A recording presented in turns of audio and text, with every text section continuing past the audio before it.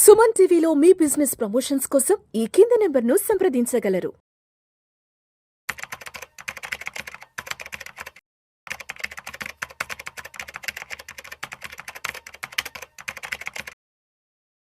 నమస్తే, నేను జీవి సత్యనారాయణ.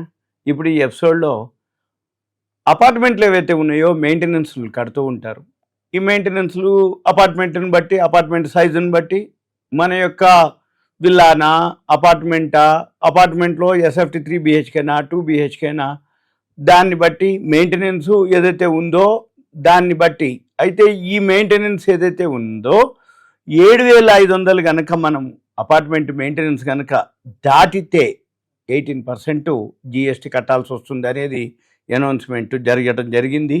అయితే ఇప్పుడు రెసిడెన్సు ఏదైతే వెల్ఫేర్ అసోసియేషన్ అని ఉంటుంది, ఏ అపార్ట్మెంట్కైనా, ఏదైతే గేటెడ్ కమ్యూనిటీ అయినా, అపార్ట్మెంట్ కానీ గేటెడ్ కమ్యూనిటీ కానీ ఏదైతే ఉందో ఆ అపార్ట్మెంట్ గేటెడ్ కమ్యూనిటీకి రెసిడెంట్ వెల్ఫేర్ అసోసియేషన్ ఒకటి ఉంటుంది. ఆ రెసిడెంట్ RWA అంటారు దాన్ని. ఈ రెసిడెంట్ వెల్ఫేర్ అసోసియేషన్ వాళ్ళు మెయింటైన్ చేస్తారు డిపాజిట్సు, ఎక్స్పెన్సెస్, మెయింటెనెన్సు.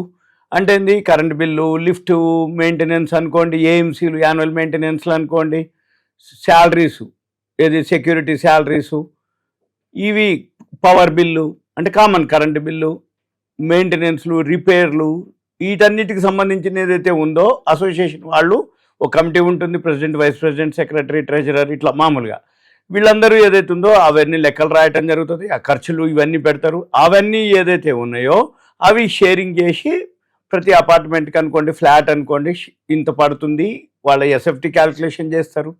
లేదు ఎక్కువ శాతం ఎస్ఎఫ్టీని క్యాల్కులేషన్ చేస్తారు. లేదు అపార్ట్మెంట్లు అన్నీ ఒకటే సైజు ఉండి కొన్ని వాటికున్న వాళ్ళ కమిటీని బట్టి RWA decision, residence welfare association decision బట్టి జరుగుతూ ఉంటుంది. అయితే ఈ వార్షిక టర్నోవర్ కనుక 20 లక్షలు కనుక దాటితే అప్పుడు మెయింటెనెన్స్ నెలకు కనుక ఒక్కొక్కళ్ళు ఎవరైతే అపార్ట్మెంట్లో ఫ్లాట్ ఏదైతే మెయింటెనెన్స్ 7,500 కనుక దాటితే అప్పుడు 18% GST కట్టాల్సి వస్తుంది ఇప్పటి నుంచి. అయితే ఇది అంటే నెలవారీ ఖర్చులు. ఇప్పుడు మనం మెయింటెనెన్స్ ఏదైతే కడుతున్నామో మళ్ళీ దీనికి ఎడిషనల్గా మనం ఇప్పుడు 18% ఎక్స్ట్రా కట్టేటప్పటికి, ట్యాక్స్ కట్టేటప్పటికి ఏమవుతుంది, మన యొక్క నెలవారీ ఖర్చులు ఇంకా పెరిగే అవకాశాలు ఉన్నాయి.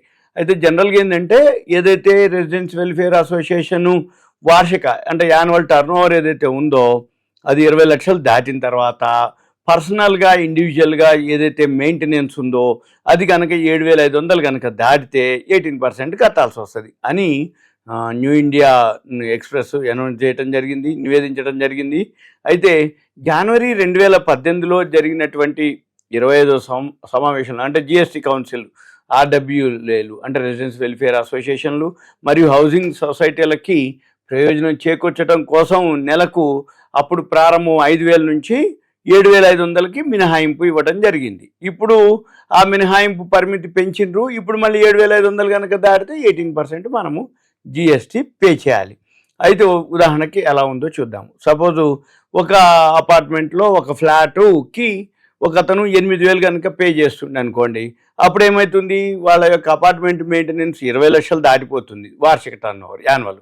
దాన్ని బట్టి వాళ్ళు ఏం చేయాలి, 1,620 రూపాయలు ఎక్స్ట్రా పే చేయాలి. అంటే వాళ్ళ మెయింటెనెన్స్ ఎంత అవుతుంది, 9,000 అసలు, మళ్ళీ 1,620 రూపాయలు ట్యాక్స్. అంటే ఎంత కట్టాలి అతను, ఫ్లాట్ యజమాని కానీ, టెనెంట్ కానీ, ఓనర్ కానీ, దాన్ని బట్టి అనమాట. ఎవరైతే అక్కడ అందులో ఉంటారో వాళ్ళు 10,620 రూపాయలు కట్టాలి. ఇది ఒక నివేదిక వలన తెలియటం జరిగింది. ఇండియన్ ఎక్స్ప్రెస్ వాళ్ళు చెప్పడం జరిగింది. ఇది సింపుల్గా ఏంటంటే అపార్ట్మెంట్లో ఏదైతే పెద్ద పెద్ద విల్లాలనుకోండి, లేదు మెయింటెనెన్స్ ఏదైతే సెక్షన్లు అంటే పెద్ద అపార్ట్మెంట్ అంటే ఎస్ఎఫ్టీ ఎక్కువ ఉన్నటువంటి గేటెడ్ కమ్యూనిటీ లాంటివి వాటిల్లో ఇది అవుతుంది. ఎందుకంటే చిన్న చిన్న అపార్ట్మెంట్లకి పెద్దగా ఏముండదు, 1,000, 1,500, 1,200 అలా ఉంటుంది. వార్షిక టర్నోవర్ 20 లక్షలు దాటి ఉండాలి, ప్లస్ మెయింటెనెన్స్ 7,500 దాటి ఉండాలి. అప్పుడు వాళ్ళకి 18% GST పడుతుంది. ఇదంతా మీకు ఒక ఐడియా కోసం.